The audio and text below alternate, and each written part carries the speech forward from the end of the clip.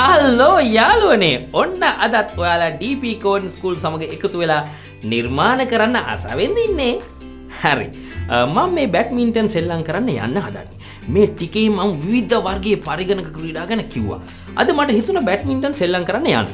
ලෝකයේ වේගවත්ම රැකට් ක්‍රීඩාව විදිහට බැඩ්මින්ටන් හඳුන්වන්න පුළුවන්. මේ ක්‍රීඩාව සඳහා යොදා ගන්නා ෂටල් කොක් එකට පැයට සතුම් 200කට වැඩි වේගයක් ළඟා වෙන්නත් පුළුවන්. ලොව පුරා බැඩ්මින්ටන් ක්‍රීඩකයන් සිටින අතර පාපන්දු ක්‍රීඩාවට පසු ලෝකයේ දෙවන ජනප්‍රියම ක්‍රීඩාව බැඩ්මින්ටන් බවට පත් වෙලා තියෙනවා.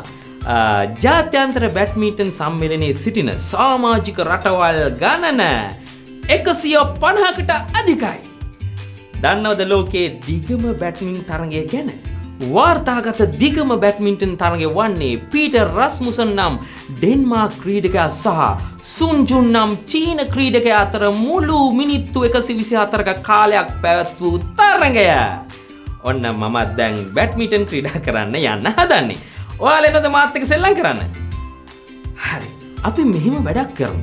මගේ පුංචි මේ කෝඩින් චැම්ප්ලර් ටික ගෙදර ඉඳලා බැඩ්මින්ටන් සෙල්ලම් කරන්න ක්‍රීඩාවක් නිර්මාණය කරන්න. එහෙනම් අපි පටන් ගමු. මුලින්ම start project button එක click කරන්න. ඊළඟට how it works button එක click කරන්න. දැන් ජංගම දුරකථනය භාවිතා කරන කෙනෙක් නම් rotation on කරලා දුරකථනය තිරස්ව තියාගන්න. දැන් remix button එක click කරන්න. දැන් ළමයි දෙන්නෙක් ඉන්නවනේ. මේ ළමයි දෙන්නට සෙල්ලම් කරන්න තමයි ක්‍රීඩාව නිර්මාණය කරන්න අවශ්‍ය වෙන්නේ. පහල තියෙන වීඩියෝ බල උදව් ගන්නත් පුළුවන්. මතක් කරලා හදපු නිර්මාණ මට බලන්න 076 දුරකථන අංකයට WhatsApp කරන්න. ආපහු දවසක DP කෝන් ස්කූල් එක හම්බෙමු. දිගටම රැඳිලා ඉන්න.